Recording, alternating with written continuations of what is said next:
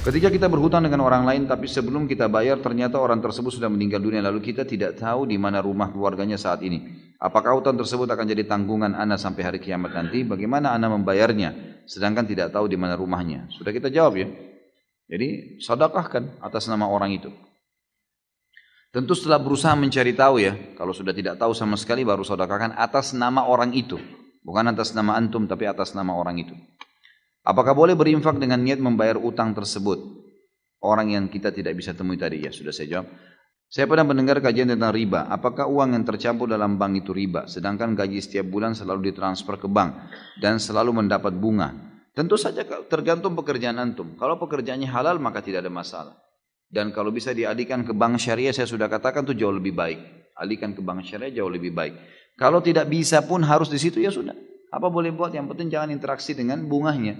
Kalau lagi di print tiap bulan misalnya, print, minta, ada kan kodenya sendiri bunga itu. Ini jangan diambil bunganya. Jangan interaksi di situ. Dan insya Allah tidak ada masalah. Kalau tidak ada jalan lain. Kalau masih bisa, alhamdulillah lebih baik dipindahkan ke bank syariah sebagaimana sudah saya pandu pertemuan yang lalu. Dulu waktu SMP saya pernah menipu es kelapa. Saya tidak bayar ketika ramai. Saya bilang uang saya 10.000, jadi saya dapat es kelapa dan kembalian haram itu, Ustaz. Pertanyaannya, apa saya sudah tidak bisa masuk golongan 70.000 umat Muhammad, umat Rasulullah SAW masuk surga tanpa hisab? Masih bisa, tapi taubat dan kembalikan, cari itu penjual es tuh.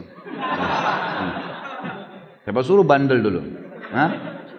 Ini iseng bener nih. Ambil es kelapanya orang nggak bayar. Baiklah, mungkin belum tahu. Jadi sekarang datang ke sekolah itu, kalau masih ingat sekolahnya. Biasanya itu subhanallah penjual-penjual di kantin di sekolah itu masih ada. Saya dulu sampai, kalau tidak salah kuliah ya, sudah selesai kuliah malah. Saya datang ke SD saya di Makassar, masih ada tuh guru yang pernah ngajar saya. Gitu kan. Masih ada tuh penjual-penjual gitu kan, masih ada, subhanallah. Jadi memang masih ada, coba tanya. Kalau ada kembalikan, maaf ya dulu saya tidak mengerti hukum agama tapi saya pernah begini, kembalikan uang 10.000 rupiah. Sama tadi hukumnya, kalau tidak ketemu, sedekahin. Taubat, sedekahkan, maka insya Allah akan masuk 70.000 itu. Bagaimana bila ada orang berhutang kepada orang lain melalui perantara saya dan tidak dibayar sampai sekarang, apakah saya turut berdosa? Apakah saya harus menggantinya? Tergantung kesepakatan awal. Kalau antum menjadi penjamin, ini orang si A pinjamin aja, antum bilang sama si B, ini si A pinjamin aja, saya yang tanggung, saya penjaminnya. Oh itu wajib, nggak bisa. Kita jamin, tapi ini loh teman saya butuh uang, ini loh teman saya mau menikah, tapi silakan ya ditanya semuanya, saya tidak bertanggung jawab. Mau dipinjamin silakan, mau dinikahkan silakan, tapi saya tidak bertanggung jawab. Saya cuma memenuhi niat dia yang baik, itu yang paling aman. Jadi jangan bilang saya jamin, nggak boleh. Mengatakan jamin ini berarti masuk dalam syarat yang wajib dipenuhi. Antum jadi penjamin, antum harus menjamin itu. Penjamin berarti kalau dia hilang, dia lari, maka dia harus digantikan. Itu konsekuensinya. Makanya jangan jamin. Jangan jamin sama sekali. Bantu saja. Ingat, masuk dalam masalah utang tadi, masuk juga dalam masalah menikah. Banyak orang begitu, dia bantu temannya menikah. Lalu dia bilang, saya jamin kok teman saya baik begini. Jangan, walaupun antum tahu dia. Kalau ditanya baik nggak orangnya, setahu saya baik, tapi dia mau menikah loh ya sama adik kamu, tanyain baik-baik, jangan bebankan saya. Saya cuma bantu karena dia niat baik, tapi saya tidak bertanggung jawab. Silakan tanyain, begitu saja. Jadi jelas kita lepas dari hukum syar'i. Ada sebuah lembaga di sana memberikan info ke orang-orang untuk membantu memberikan pinjaman kepada orang yang sedang membutuhkan pinjaman. Lembaganya memberikan fasilitas kepada peminjam untuk menginfokan kebutuhan dia kepada orang-orang melalui website. Jadi seperti diiklankan sehingga bisa dengan mudah mendapatkan pinjaman. Income dari lembaga tersebut adalah infak operasional 0 sampai 25% diberikan kepada si pemberi pinjaman. Dan sifatnya apa ini? Baiklah. Misal si A sama dengan peminjam dan si B pemberi pinjaman. Si A diiklankan oleh lembaga bahwa sedang membutuhkan dana sebesar 10 juta untuk modal dengan batas pengembalian disepakati. Kemudian si B bersedia membantu melalui lembaga dengan memberikan pinjaman 10 juta dan infak ke lembaga misal 10% dari 10 juta. Jadi bisa milih infaknya berapa.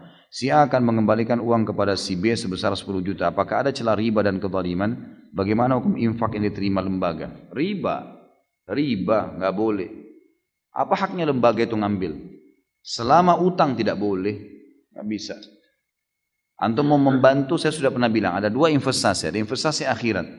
Utang dan gadai tidak boleh bertambah. Tidak bisa.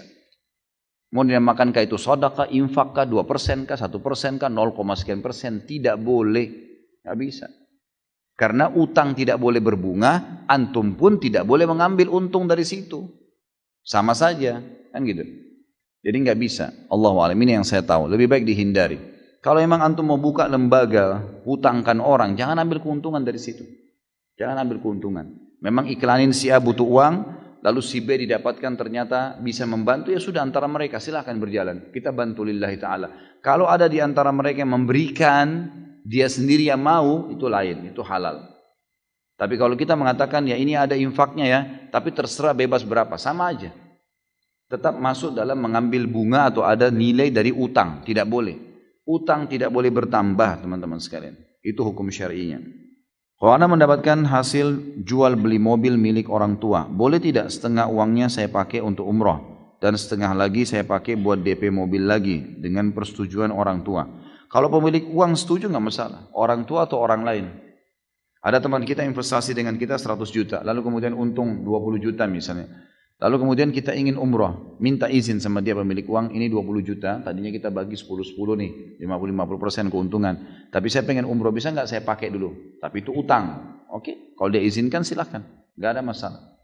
Sama halnya juga kalau digunakan untuk bisnis yang lain, buka cabang atau apa saja, beli produk-produk yang baru ya, untuk inovasi baru. Maka itu semua selama pemilik modal mengizinkan tidak ada masalah. Bahkan kalau pemilik modal memberikan, menghalalkan, itu semua adalah halal. Saya seorang profesional video maker. Pekerjaan saya syuting dan edit video. Alhamdulillah saat ini saya mengenal sunnah. Ternyata musik yang menjadi bagian dari pekerjaan saya untuk edit video itu haram dalam Islam. Apakah nafkah yang saya dapatkan haram?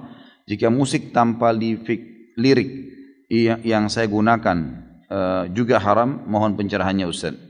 Tentu saja teman-teman sekalian sudah pernah kita jelaskan panjang lebar hukum musik. Dan saya sudah bahasakan jumhur ulama mengatakan tidak ada pintu untuk membuka pintu musik itu halal. Kecuali memang yang ada dalilnya seperti gendang yang digunakan bagi wanita di acara pernikahan dan juga ya, di hari raya Idul Adha atau Idul Fitri. Tapi selain daripada ini tidak dibenarkan. Kalau antum mengedit video dan kemudian larinya tidak menggunakan musik tapi mungkin hal-hal yang menggunakan mulut atau menggunakan selain musik ya. Seperti sekarang masih ada pendapat ulama masalah anasyid gitu kan, lantunan-lantunan kalimat yang memotivasi orang misalnya. Maka itu masih ada pintu terbuka gitu. Tapi kalau masalah pendapatan dari musik, pendapatan dari perbuatan film-film yang tidak benar misalnya, jelas ada perempuan terbuka auratnya dan seterusnya, ini haram. Tidak bisa teman-teman sekalian, mohon maaf. Kalau antum walaupun pendapatannya sudah miliaran di situ, kalau bertanya pada seorang dai tentang hukum halal haram dan itu haram, pasti kami akan katakan haram. Dan itu demi kebaikan antum tentunya. Ya, karena kalau pada saat ini sekarang sudah tahu haram, lebih baik daripada 5 tahun, 6 tahun lagi baru antum tahu kalau itu haram. Karena makin lama dimakan, harta tersebut makin besar konsekuensi pembersihannya. Sebagaimana saya bahasakan tadi. Kalau tadinya kita cuma sakit 6 bulan, nanti lama-lama bisa sakit 2 tahun, 3 tahun. Bisa 10 tahun. Pembersihannya lebih berat. Maka sesuatu yang haram tetap haram temanku. Jadi dan harus ditinggalkan. Allahu a'lam. Gimana hukumnya kalau kita ditraktir makan yang mana teman ini masih bergelut sama harta riba? Jangan makan. Nggak boleh nih. Berarti antum sudah tahu lagi kan? Makan yang haram. Jangan makan. Nanti dia tersinggung. Nggak usah peduli. Bukan masalah kita dia tersinggung. Sampaikan baik-baik, maaf ya saya nggak bisa. Karena gaji kamu masih dari riba. Lebih baik saya yang traktir deh. Misal. Kita balik. Karena ini nggak boleh. Jadi satu kali disampaikan seperti itu. Nanti yang kedua kali, 2 kali, 3 kali dia nggak akan undang lagi kan? Karena memang dia tahu kita nggak boleh teman-teman. Memakan sesuatu yang haram, baik dari penghasilan kita atau penghasilan orang lain sama. Konsekuensinya ada pembersihan. Minimal penyakit menimpa badan antum. Itu apa? Repot-repotin diri. Nggak usah. Bahasakan kalau nggak boleh. Sudah tahu jelas dari haram, nggak boleh. Kalau kita tidak tahu sumber pendapatannya dia halal atau haram, kemudian kita tahu secara zahir yang kelihatan orangnya baik, nggak apa-apa. Setelah kita makan ternyata kita tahu bahwasanya itu adalah pendapatan haram, insya Allah tidak ada beban syar'i di situ. Ya. Tetapi tetap ada pembersihannya. Jadi jangan sampai nanti antum makan sesuatu yang haram, antum tidak tahu nih. Lalu berjalan waktu, Sebenarnya kemudian baru antum tahu, oh ternyata orang ini haram nih, kerja di tempat riba misalnya, haram. Maka jangan heran tiba-tiba antum mules, 3 hari sakit, buang-buang air besar, itu pembersihan. Pasti ada pembersihannya, tahu atau tidak tahu gitu. Ada pembersihannya di dunia. Kalau di akhirat antum lepas dari hisab karena tidak tahu hukum. Anak kerja di hotel, sering dapat hadiah dari tamu. Apakah anak wajib membagi teman anak dari hadiah itu? Anak sering membaginya ke teman anak. Apakah anak dosa sewaktu-waktu anak tidak membagi ke teman anak? Tentu saja itu bebas, bisa bagi bisa tidak. Itu hak antum, hak anda itu. Mau kasih atau tidak. Saya diberikan, saya dapat usaha sama dengan gini. Saya dapat keuntungan dari bisnis. Apakah saya harus membagi kepada teman saya? Jawabannya tidak. Bebas saja. Mau kasih silakan, tidak kasih nggak masalah. Bagaimana caranya agar terlepas dari kalung-kalung iblis tersebut? Berilmu, punya ilmu syar'i sehingga terpandu. Tadi saya sudah rincikan bagaimana orang yang paling mulia dalam masalah harta adalah orang yang memiliki ilmu, kemudian hartanya teratur dan terkontrol dengan ilmunya.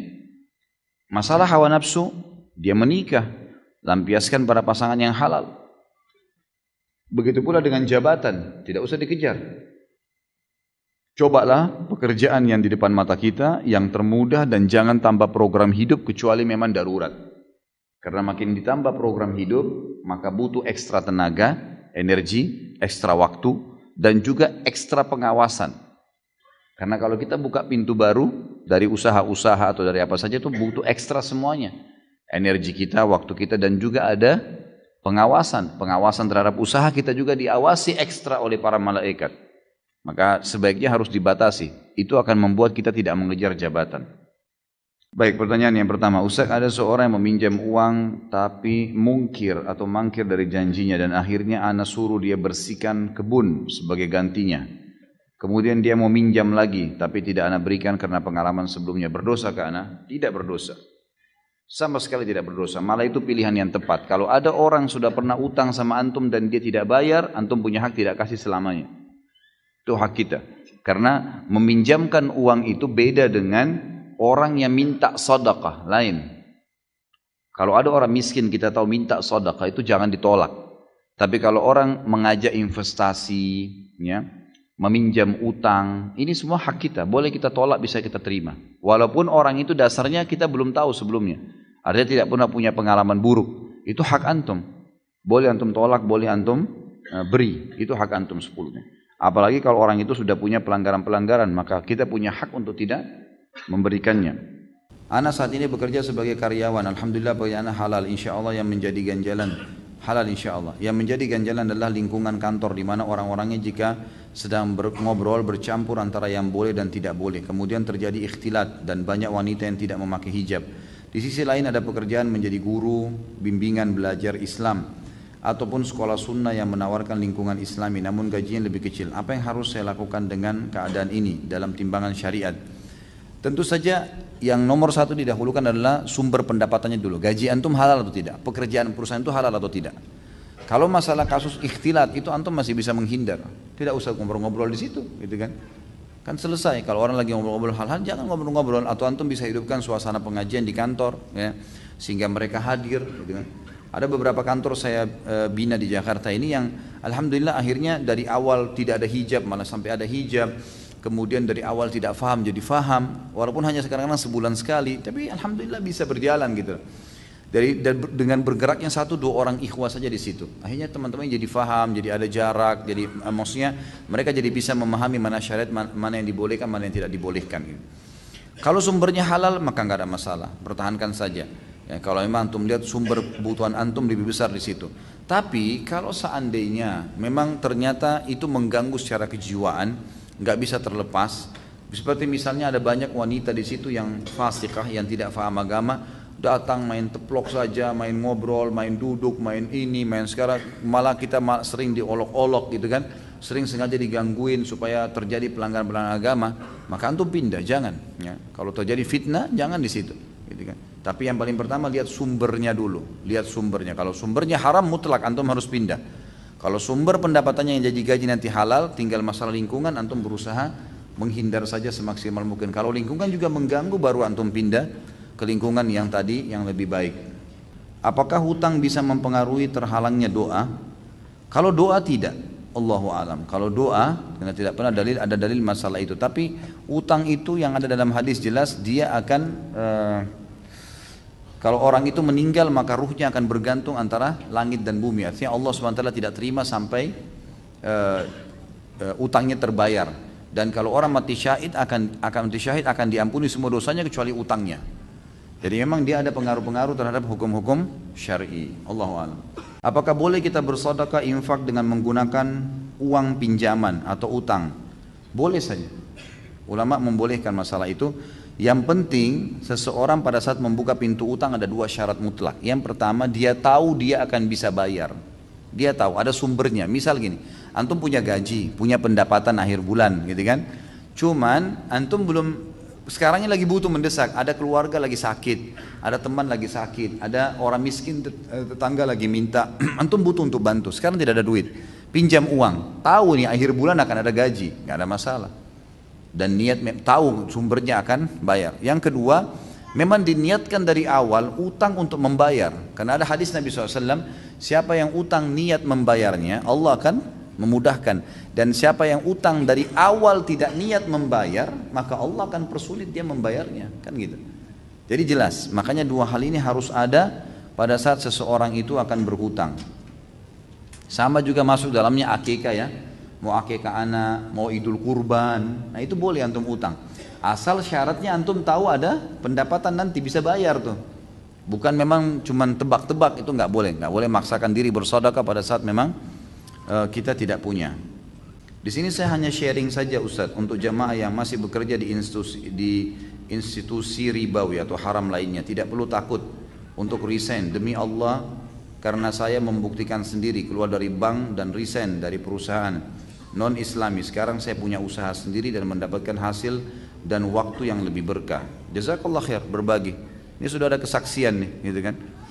Sebenarnya tanpa penyampaian akhi ini juga, jazakallah khair, tentu saja sudah jelas harus kita sebagai orang muslim yakin terhadap janji Allah Subhanahu wa taala. Bolehkah kita tamak terhadap harta halal? Boleh sekali, enggak ada masalah.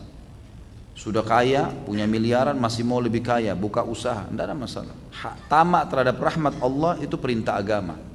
Bolehkah saya sudah sehat minta tambah sehat? Bolehkah saya pintar minta tambah pintar? Boleh, enggak ada masalah. Enggak ada masalah. Saya nggak bilang lupa ya. Katanya boleh minta tambah istri. Udah mulai panas rupanya dia.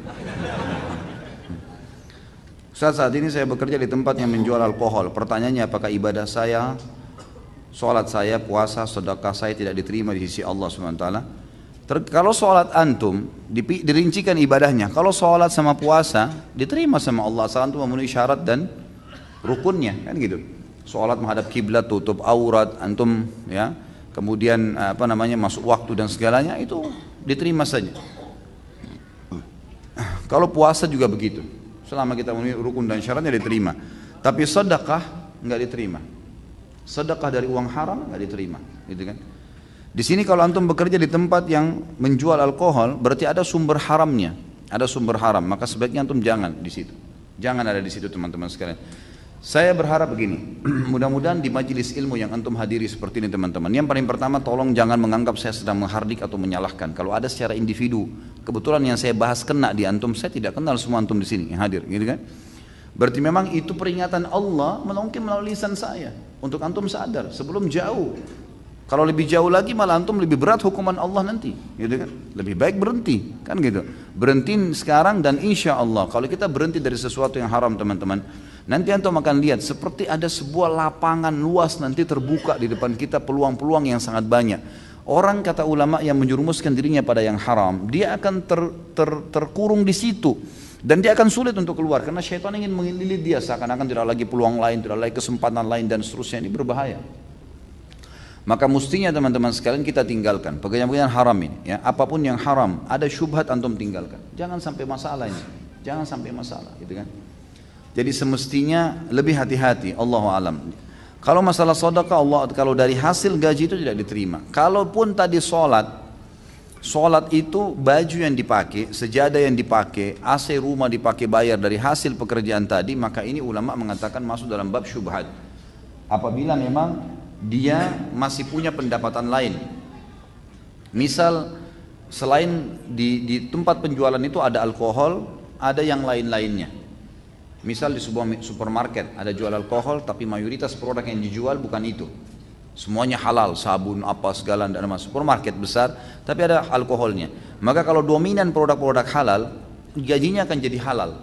Tetapi dianjurkan kalau dia mau lebih jeli, dia menilai kadar kurang lebih ya, dari dia kerja 30 hari itu, gaji dia berapa, kemudian sekitar berapa persen, secara persentase, produk yang ada di supermarket itu misalnya 5%-nya produk haram, 5%. Dari total produk 5% haram karena ada minuman keras, 95% semuanya halal. Maka antum keluarin 5% dari gaji antum sedekahin, jadi halal tuh, nggak ada masalah.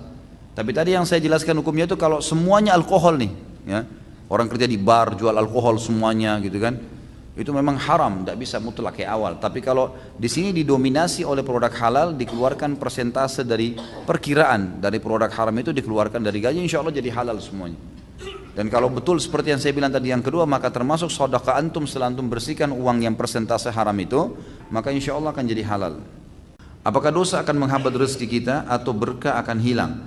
Tentu saja akan menghambat, itu ada hadisnya. Tidak ada satu kaum, kata Nabi SAW dalam hadis Bukhari, yang membiarkan praktek zina ataupun riba di antara mereka kecuali Allah akan tahankan ya, rezeki dari langit. Memang bisa menahan.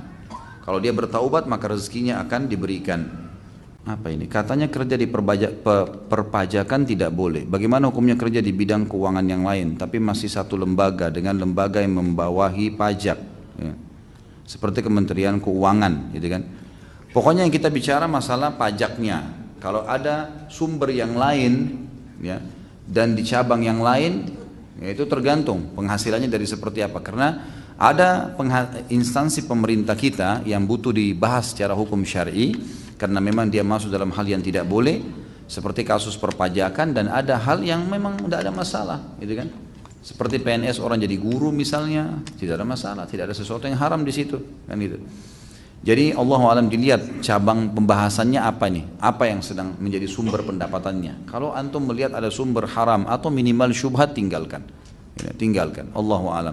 Dan teman-teman sekalian, saya sudah berapa kali bilang, jangan kurung diri kita di bingkai kehidupan yang kita buat sendiri. Saya kalau keluar dari sini saya mau makan apa? Saya kalau tidak nikah sama orang ini saya bisa gila, atau apalah. Saya kalau tidak makan di rumah saya nggak bisa makan. Akhirnya betul-betul nggak bisa makan kecuali di rumahnya dan seterusnya. Ini mengurung dirinya di bingkai kehidupan yang dia buat sendiri. Udah luasin aja, tidak bisa di sini haram, mentok pindah, gitu kan? Orang yang begini cepat mendapatkan jalan keluar karena dia tidak memperumit sendiri masalahnya. Saya bekerja di restoran yang menjual minuman alkohol dan saya sebagai pembuat. Saya ingin pindah kerjaan, cuma penghasilannya yang menjadi pertimbangan. Apa solusinya Ustaz? Seharusnya saya tidak punya, apa ini? Saya tidak punya keahlian. Saya sudah bilang kalau Ustaz ditanya masalah haram berarti hukumnya haram. Nggak bisa. Keluar, nggak boleh nggak. Penghasilan kurang nggak masalah, harus keluar. Terus sampai kapan antum mau di situ? Sampai yakin ada pekerjaan lain? Kapan? Kalau meninggal sebelum dapat pekerjaan baru? Coba, gimana cara menjawabnya? Ada jaminan antum bisa hidup setahun, 2 tahun ke depan? Gak bisa. Tanggung jawab, sedangkan yang sudah kita lakukan saja ada pertanggungjawabannya, apalagi yang akan kita susul ke depan. Belum lagi kalau sudah menikah, istri anak makan dari hasil haram, bagaimana bisa? Keluar teman-teman sekalian, lebih mulia jual nasi uduk walaupun untung sedikit, gak masalah, halal. Dan kapasitas perut antum cuma 1-2 piring makanan, sebentar meninggal masuk surga. Untuk apa kita repot-repot dapat penghasilan besar tapi masuk ke neraka, siksa di kubur, kan berat ya. Jika haram, atasan saya pernah bilang selama perusahaan membayar zakat maka keuntungan penjualan sistem ke bank konvensional akan menjadi halal. Ini akal-akalan dia nih. Bagaimana bisa dia mengatakan gitu? Apakah atasan saya masuk dalam golongan orang munafik? Tentu saja tidak kita katakan munafik, tapi dia salah dalam konsep itu. Bagaimana caranya uang hasil korupsi atau uang hasil riba, kemudian dia bilang kalau kita keluarin zakatnya jadi halal? Nggak bisa. Sama nanti orang tarik semua tuh, orang zina juga begitu, hasil zina yang penting zakat, gitu kan? Saya bekerja di perusahaan pembuat sistem komputer yang komputer perbankan konvensional. Ini sudah sering ditanya ya. Apakah keuntungan penjualan sistem perbankan konvensional halal? Haram. Haram. Tidak boleh. Jangan cari sesuatu yang dihalalkan kalau ke ustadz, nggak bisa. Haram, haram. Ya, Anda melakukan berarti Anda konsekuensinya menanggung itu. Keluar kerja, cari tempat yang lain. Yang itu. Jangan bilang saya nggak bisa hidup, bisa dengan izin Allah. Semut di lubangnya hidup, apalagi antum gitu kan. Jadi jangan, ini nggak bisa. Bapak saya sudah tahu hukum riba, namun dia tetap melakukan praktek riba, meminjam uang dari bank dan meminjam pada orang dengan bunga pinjaman. Saya adalah anak yang masih dalam tanggungan orang tua. Apa yang harus saya lakukan agar bapak saya berhenti dari praktek riba yang beliau lakukan, dan apakah saya sebagai anak juga terkena dosa riba karena makan dari uang riba tersebut? Tentu saja Allahu alam, kalau saya lihat dari pertanyaan ini berarti Anda sudah dewasa, Anda bukan anak kecil lagi ya. Dan setiap anak-anak yang sudah balik itu sebenarnya sudah tidak wajib orang tuanya menanggungnya. Perlu diketahui kalau anak laki-laki ya, anak laki-laki itu kewajiban orang tuanya memberikan nafkah hanya sampai balik. Kalau sudah lewat dari balik tidak ada kewajiban ayah lagi. Jadi antum sudah harus bekerja. Kerja apa saja, sama teman, kalau pulang sekolah, numpang ya, untuk bantu-bantu apa, mungkin dapat gaji, minimal bisa makan. Kalau orang tua punya penghasilan, tidak ada penghasilan kecuali dari situ, jangan ikut-ikutan. Karena itu haram, pastilah kena tampiasan dosanya karena kita tahu. Dan Allah tidak akan membiarkan antum mati kelaparan kalau antum meninggalkan yang haram. Kata Nabi SAW dalam sebuah hadis riwayat Imam Muslim, man taraka syai'an lillah abdalahu khairan min. Siapa yang meninggalkan sesuatu karena Allah, Allah akan gantikan dia sesuatu yang lebih baik. Harus yakin dengan itu. Jadi Allah alam bisa kena tampiasan. Kalau bagaimana menyadarkan orang tua, tidak ada yang mengalahkan wahyu. Sampaikan dalil-dalil tentang masalah riba. Tapi kalau orang tua lebih baik mungkin supaya lebih santun, dicari orang ketiga yang bisa ngomong sama beliau, atau diberikan hadiah buku misalnya, atau mungkin dalam kondisi beliau lagi tenang, duduk baik-baik di dekatnya, sampaikan dengan baik-baik, ayah saya dengar di pengajian seperti ini, maaf bukan menggurui, tapi kayaknya ini adalah perbuatan yang dilarang oleh Allah gitu. Bagaimana kalau seandainya dengan cara lain, misal dikasih solusi minimal ke perbankan syariah, atau mungkin ke teman-teman ayah yang punya modal, kita bisa bahasakan itulah, ya, itu lebih baik. Apabila kita terlilit utang dan orang yang dihutangi, bila kita meminta untuk diringankan atau mengikhlaskan, apakah tidak apa-apa Ustaz? Karena gaji pas-pasan dan banyak keperluan, tapi kita masih punya HP dan barang-barang, apakah di akhirat tidak ditagih lagi? Mohon dijelaskan Ustaz.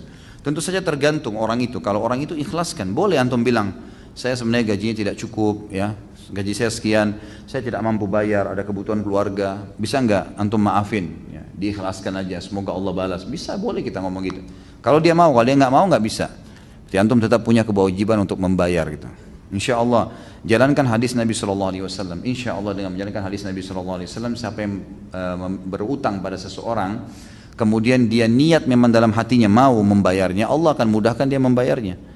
Siapa yang niat utang dari awal tidak mau membayar, Allah akan persulit dia. Maka kata kuncinya kembali ke hadis ini. Niatkan dari sekarang, insya Allah saya mau membayar, ya Allah mudahkan walaupun dicicil, maka Allah akan mudahkan. Ustaz mohon masukannya, saya telah ikut menanam modal di koperasi 100 juta. Uang itu disalurkan oleh pihak koperasi untuk pedagang-pedagang yang membutuhkan untuk usaha mereka, yang nantinya hasil usaha mereka dikelola oleh pihak koperasi untuk dibagi pihak koperasi sendiri, untuk pihak pedagang dan untuk pihak saya sendiri sebagai penanam modal.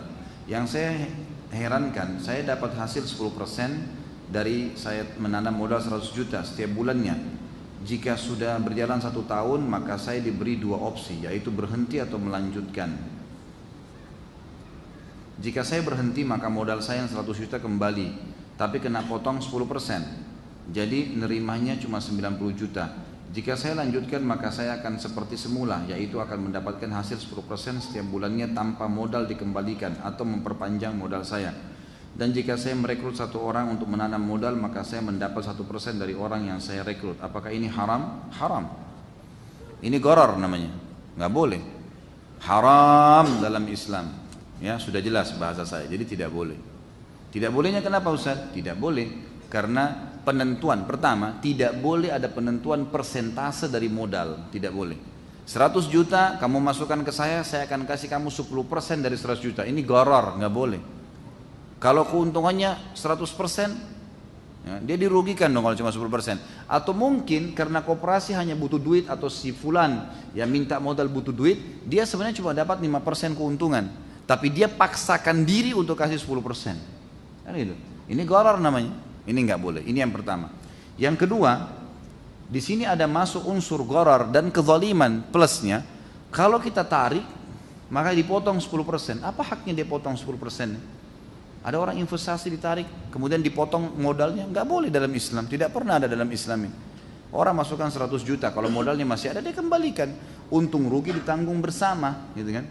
Yang ketiga, ada unsur di sini kalau mengajak orang lain dia akan dikasih 1%, gitu kan. Ini masih diperselisihkan. Kalau dia masukkan orang lain ini kepada unsur sesuatu yang halal, misal saya mengajak seseorang untuk umroh di satu travel menyiapkan jasa bagi orang yang membawa tenaga lain $50 misalnya, itu boleh-boleh saja, nggak ada masalah. Tetapi kalau di sini dihubungkan ternyata pekerjaan itu haram, kayak tadi ada masalah riba dan ghararnya, misalnya ada gharar dan kezaliman, kemudian kita dapat uang 1% itu termasuk unsur haram, karena memang sudah dasar usaha itu haram, dasarnya usaha itu Allahu alam haram. Dalam pekerjaan kita membuat laporan yang tidak akurat, itu hukumnya gimana Ustaz? Kira-kira gimana hukumnya? Hah? Yang bertanya ini dari tadi saya bilang, kembalikan ke hati anda, kira-kira bagaimana? Dosa itu kata Nabi SAW yang berkecamuk di dalam hatimu, walaupun kamu sudah tanyakan fatwanya ke sana sini. Saya pegawai kontraktor, kadang kalau saya meeting koordinasi dengan owner proyek, saya ditanya schedule Ustaz. Lalu saya sudah siapkan draft schedule, dan kalau ditanya rencana pekerjaan saya paparkan menurut desain rencana, tapi ternyata tidak tercapai. Itu termasuk dusta kah Ustaz? Kalau anda tahu, antum ini tahu benar. Misal gini, saya butuh modal, contoh, saya kasih contoh di luar dulu, bukan pegawai. Anda seorang pengusaha, kemudian punya satu proyek, butuh sekali uang, misalnya mau bayar kontrakan. Kita ini butuh terdesak, lalu kita buatlah sebuah proyek baru dengan mengatakan misalnya ini, saya akan jual benda ini, modalnya sekian, untungnya sekian, dalam 1 tahun akan kembali. Ini loh schedule-nya, ini loh draftnya.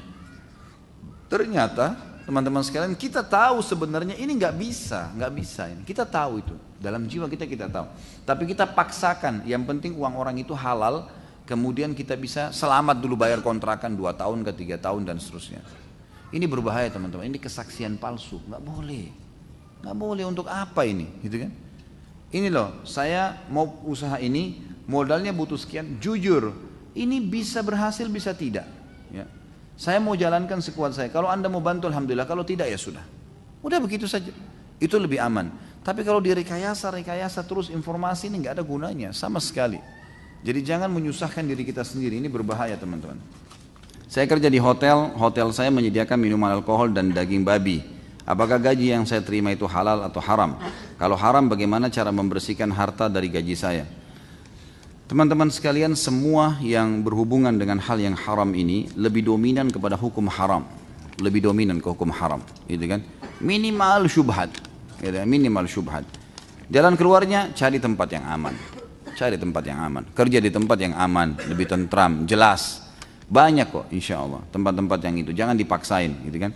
Kalau anda memang jiwanya di perhotelan, cari perhotelan syariah, sekarang sudah mulai banyak gitu kan. Ada teman-teman kita sudah di Jakarta, sudah banyak sekali hotel-hotel syariah yang bisa dimasuki kerja, melamar. Insya Allah mereka menerima kalau punya pengalaman gitu kan. Itu lebih aman. Atau cari tempat kerja di restoran yang memang jauh dari minuman-minuman keras, yang memang kalau bidangnya di situ, ya itu maka lebih baik. Allahu a'lam. Karena kalau ada khamar terus kita mau mengatakan gajinya halal atau haram, menjawabnya bagaimana? Tentulah lebih dominan kepada haram, karena ada yang haram di situ kan. Saya pernah ditanya oleh seorang muslim juga yang kerja di salah satu minimarket dan di situ jual khamar, halalkah gaji saya? Jawaban saya sama. Kalau anda tanya kepada saya hukum syar'i, saya mengatakan tidak halal. Karena tidak mungkin saya katakan halal sementara ada produk yang haram dijual, kan gitu. Jadi berbahaya bagi dia. Lalu bagaimana jalan keluar membersihkannya? Ya sudah, anda bertobat kepada Allah Subhanahu Wa Taala. Bisa kalau mau detail ya, kalau mau detail sekali. Kalau dia sudah taubat, insya Allah yang lalu-lalu sudah selesai, dianggap halal bagi Allah Subhanahu Wa Taala. Dianggap walakum masalaf, itu kalian mendapatkan apa yang telah berlalu. Tapi kalau dia mau detail, misal dia mau betul-betul terinci dari sekian item yang dijual di situ, misal dia di restorannya hotel, kira-kira di situ yang paling banyak ya dijual babi tadi, ya daging babi itu dengan khamr itu, dari sekian item makanan yang dijual adalah misal ada 100 item, dia 2 item gitu kan. Maka kita melihat ternyata dari 100%, 98% ini adalah yang halal misalnya, ini yang haram. Maka diperkirakan dari gaji kita 2%-nya dikeluarkan gitu kan.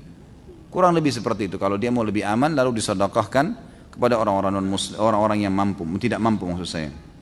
Orang yang mati dalam pekerjaan, misal kecelakaan kerja, apakah itu bisa dikatakan mati syahid?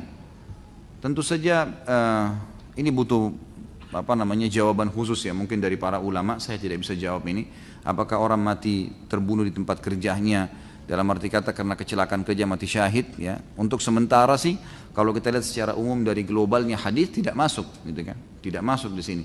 Tapi kalau ada pendapat ulama mungkin yang menemukan dalil-dalil yang lain, mungkin orang yang kecelakaan, orang yang kerja sebagai buruh misalnya atau pekerja kasar, kemudian jatuh dari bangunan sementara cari rezeki buat keluarganya, terbunuh, apakah itu mati syahid atau tidak? Allahu alam, saya tidak tahu masalah itu.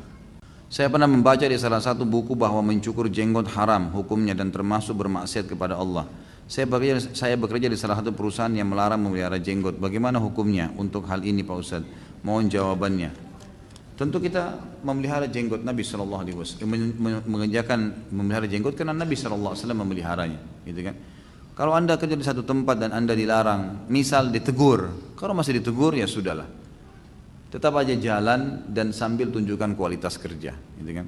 Seperti itu, karena saya pernah punya pengalaman, salah satu dari jemaah saya yang sering hadir di pengajian, semoga Allah jaga, Masya Allah saya tahu orangnya Masya Allah, sampai sekarang selalu ikut pengajian dan banyak hal yang terjadi perubahan dengan dia dan keluarganya gitu.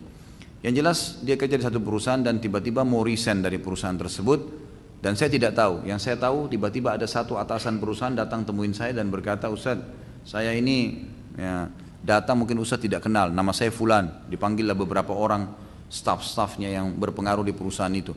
Perusahaan ini besar sekali, punya sampai 50.000 pegawai kalau nggak salah.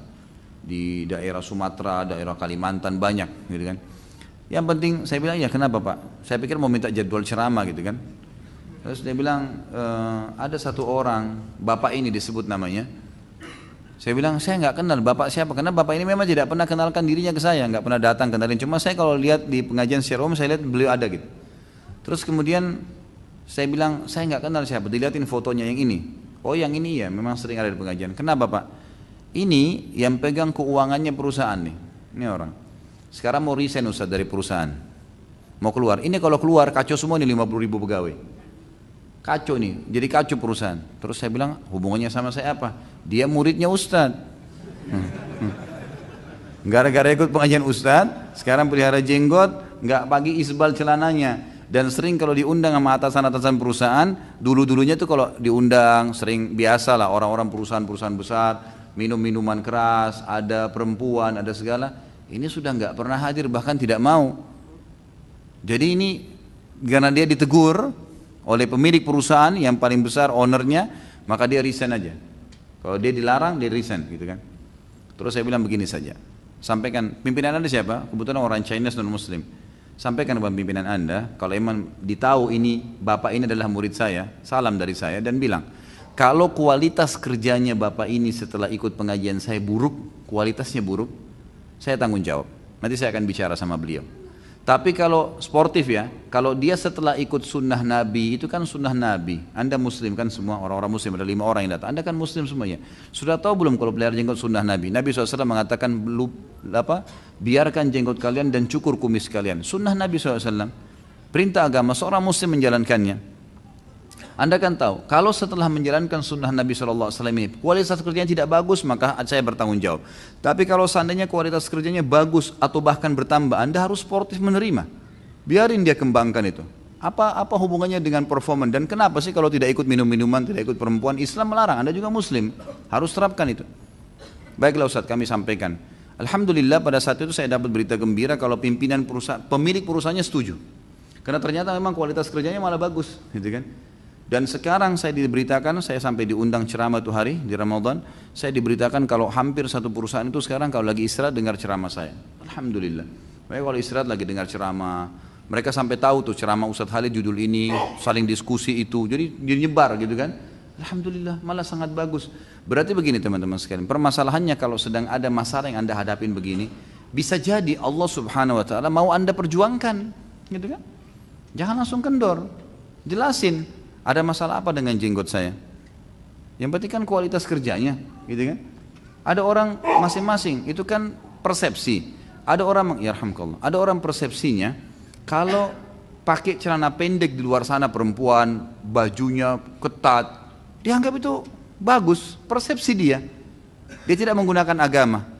Persepsi dia itu bagus. Ada juga orang menganggap kalau pakai baju tertutup persepsi dia bagus. Seperti laki-laki pakai jas, pakai dasi, tergantung persepsi. Karena itu, kalau persepsi saya jenggot nggak masalah. Persepsi Anda tidak baik, ya sudah. Tapi kan ini tidak hubungannya sama kualitas kerja. Kalau kualitas kerja saya berkurang karena begini, maka silahkan, gitu kan? Sama halnya penilaian orang bagus atau tidak, itu kan persepsi, gitu kan? Bagaimana caranya kita mau menarik persepsi kita langsung dipatok orang pun harus seperti itu? Enggak. Kita bebas kan? Jadi harusnya kita bisa mendakwakan seperti itu. Dan yang luar biasanya teman-teman sekalian, bahasakan baik-baik sama mereka.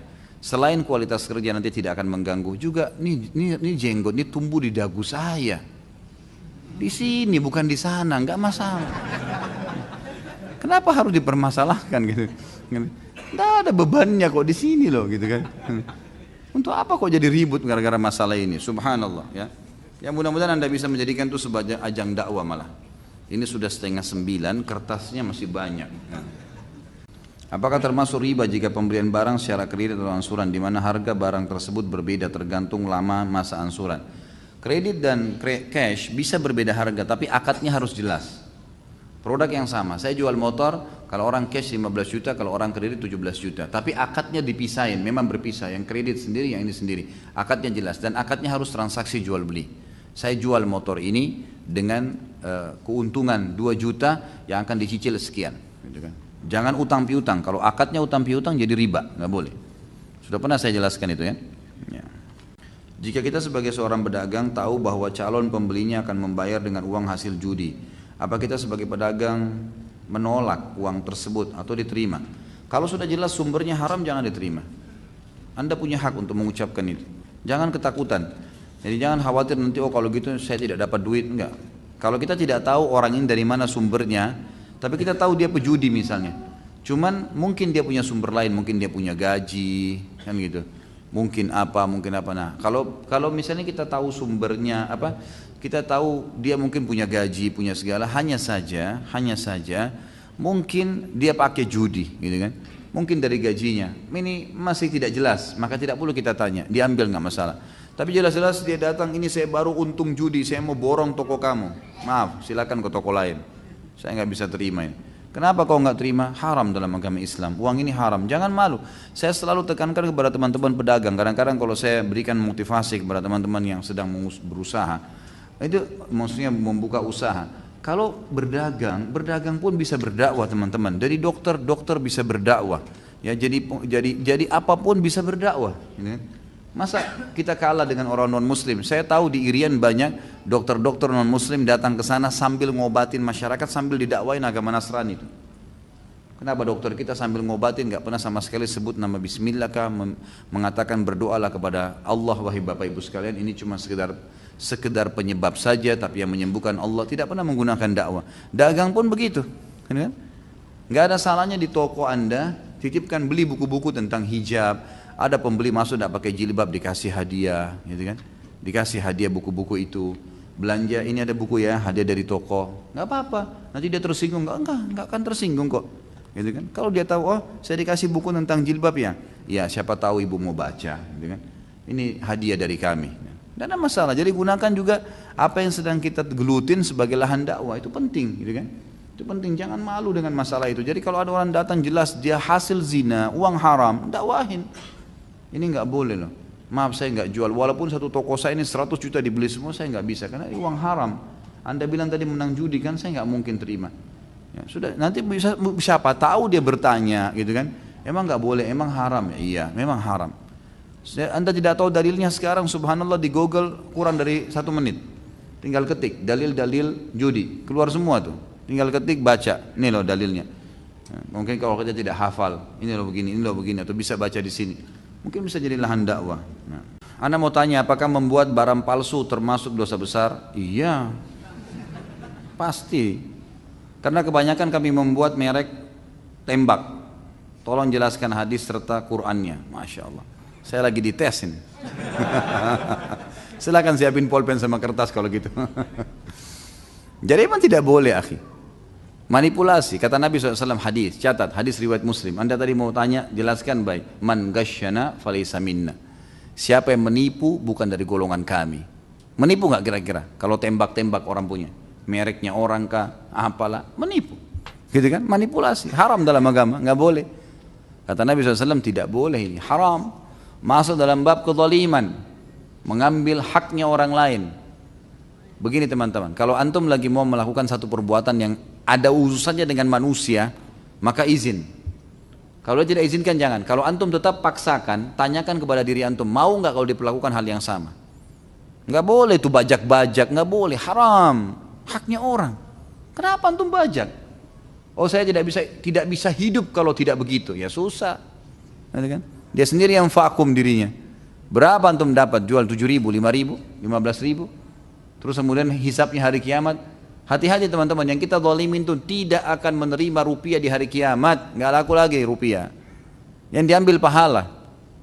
Hadis yang kedua, berhubungan dengan kezaliman, kata Nabi SAW, Allah berfirman, hadis Bukhari, ya, wahai hamba-hambaku, aku haramkan kezaliman terhadap diriku. Zalim apa? Mengambil haknya orang lain atau tidak memberikan hak orang lain.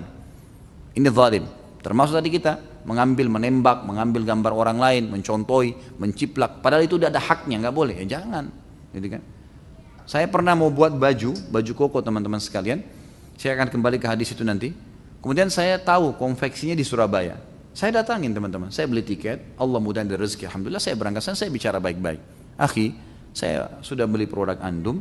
Baik, saya cocok. Bisa nggak kalau saya mau pasang merek saya? Tapi barang-barang antum. Bisa nggak kira-kira supaya saya jual market saya? Oh bisa, nggak apa-apa. Tinggal pesan sekian kodi, maka bisa. Selesai urusannya. Kenapa harus tiba-tiba buat palsukan orang punya? Untuk apa? Bisa ngomong kok kan. Halal tuh, dari situ halal sampai kapanpun. Kan gitu. Malah enak ditawarin sama dia, boleh jatuh tempo, nggak apa-apa. Dikasih produk, busnya dibuatin. Kenapa nggak buat yang enak-enak saja? Untuk apa buat masalah nih? Saya heran ini banyak orang suka buat masalah. Nggak ada masalah, lahirkan masalah untuk apa ini? Gitu.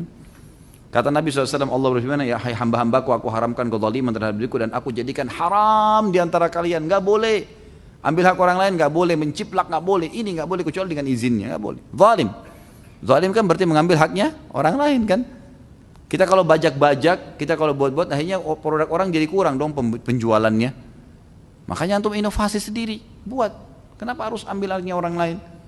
Salah satu judul yang antum ikutin ceramah saya di YouTube itu ada, saudaraku nyari rahasia rezekimu. Tapi ada edisi yang terbaru yang saya sempat tambahkan. Dulu itu cuma 10 kiat, gitu kan. Sekarang ada sampai 20 kiat.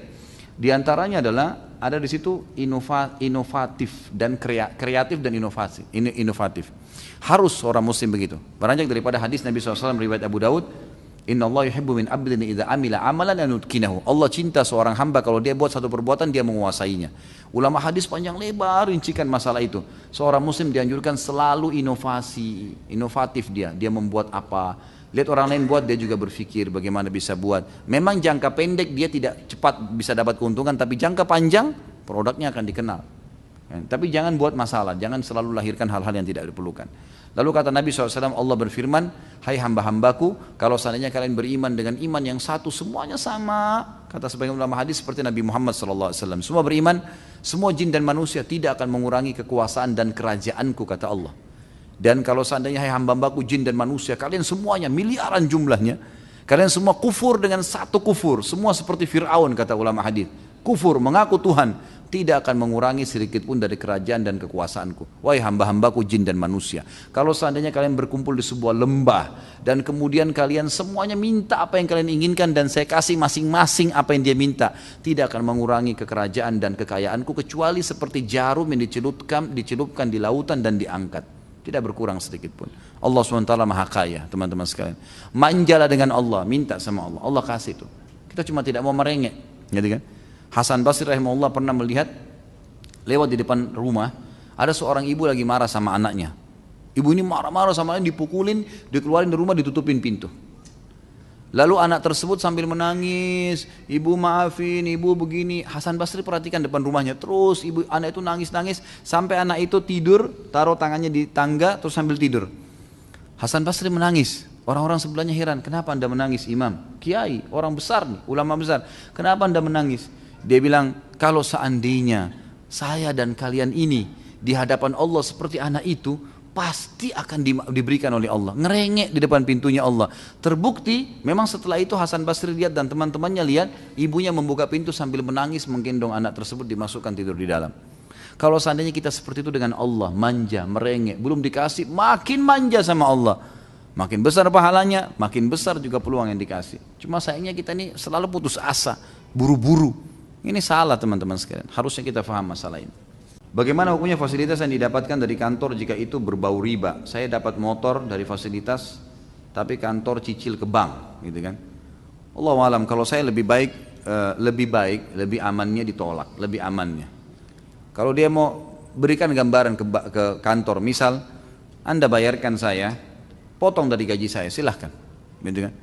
Bayarkan saya cash 10 juta, 15 juta, saya potong dari gaji saya, silahkan. Kalau enggak, maaf, saya enggak bisa terima fasilitas ini. Bagaimana bisa, akhi? Antum jalan, sementara yang antum kendarain hasil riba. Berat itu. Pakai fasilitas umum, enak ada supirnya.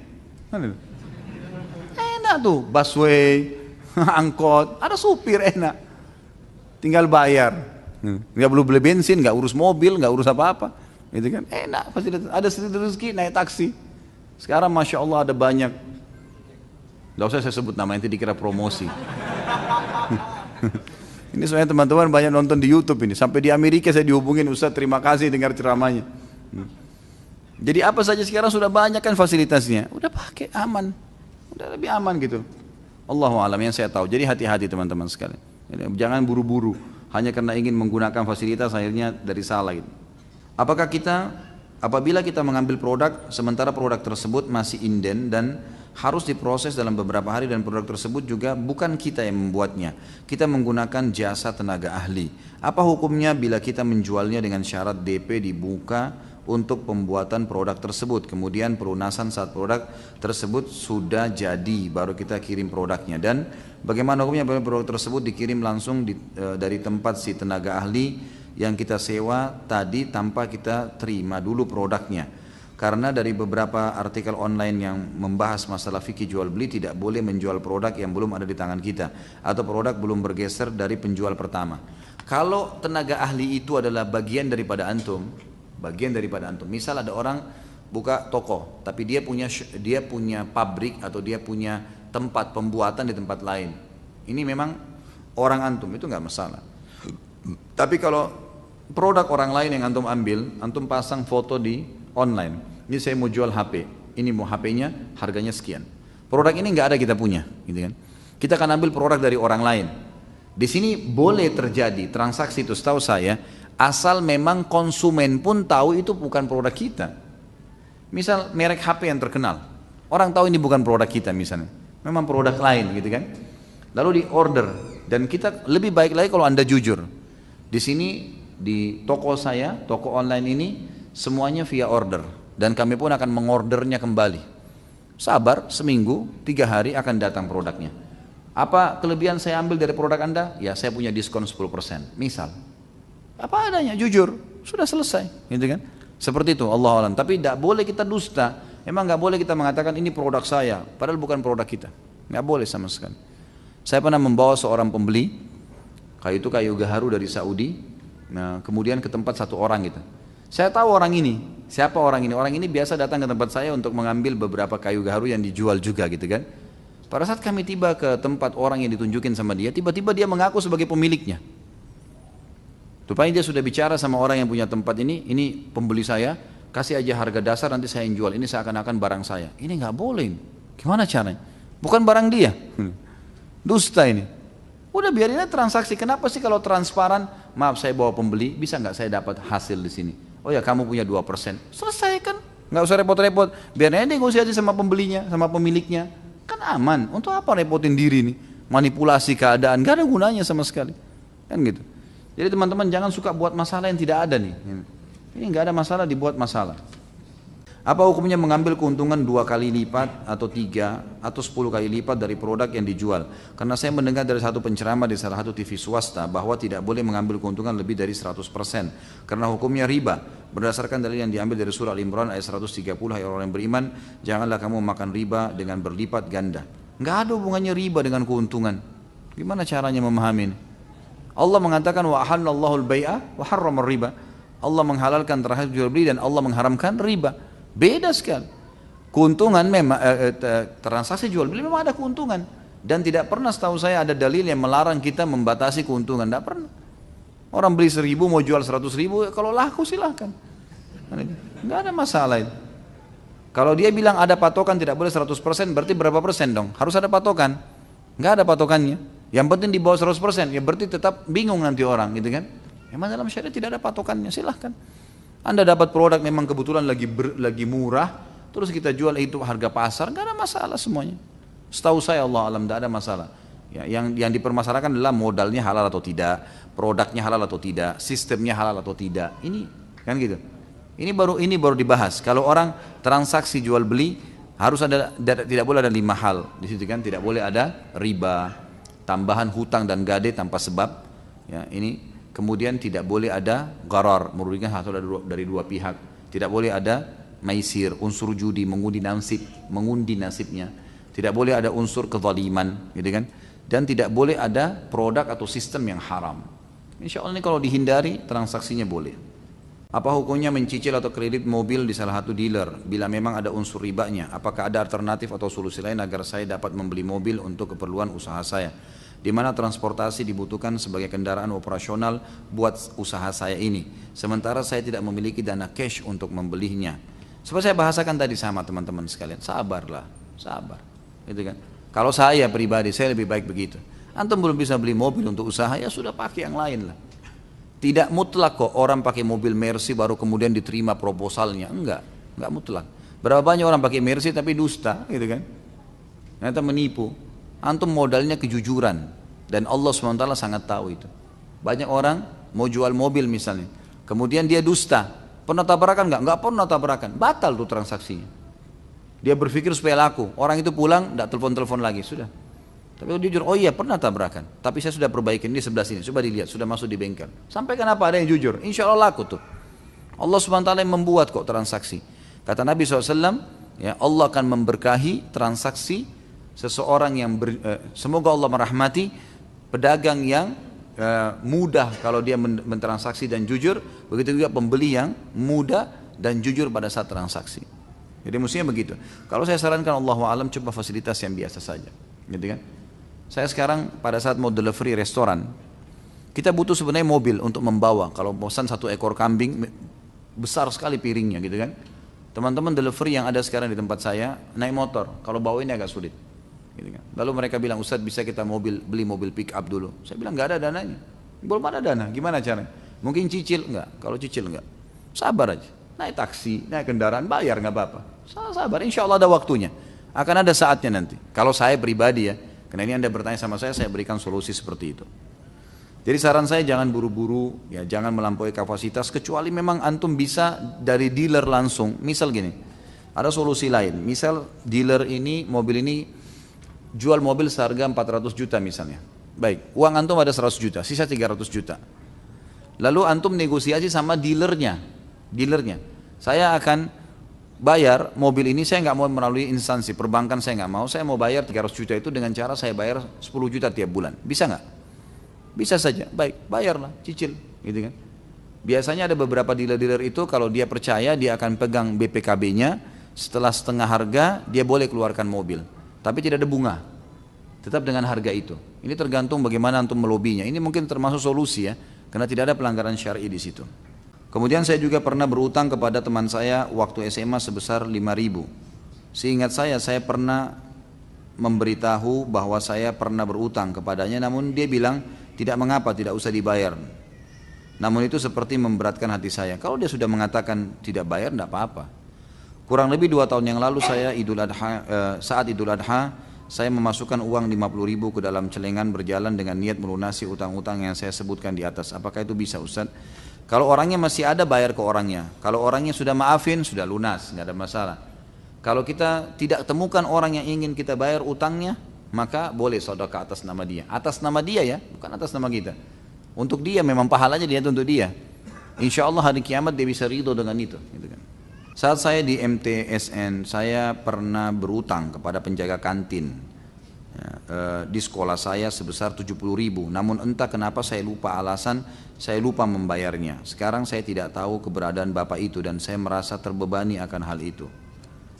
Apakah ada jalan yang bisa saya tempuh untuk melunasinya? Coba datang ke tempat sekolah lagi itu, madrasah tadi, madrasah Nawiyah yang Anda masuk itu, tanya di mana penjaga kantin dulu bapak ini, tanya, insya Allah mungkin orang-orang sekitar itu tahu. Biasanya penjaga kantin itu tinggal dekat sekolah, biasanya. Gitu.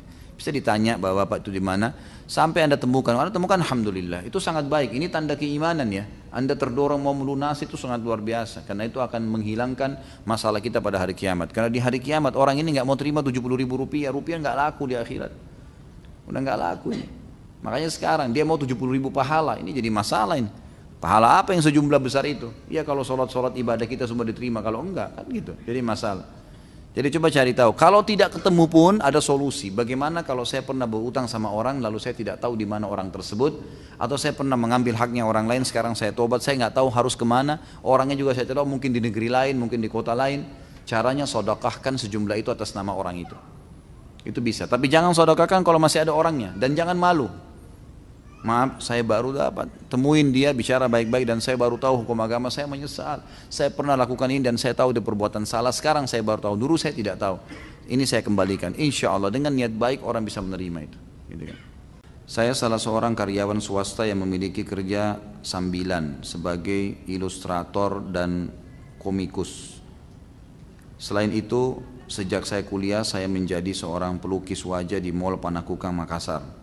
Sekarang saya mau berhenti melukis, menggambar dan menjadi seorang ilustrator karena ingin berjalan di jalan yang betul. Pertanyaan saya, apa yang saya harus lakukan dengan gambar-gambar saya yang sekarang?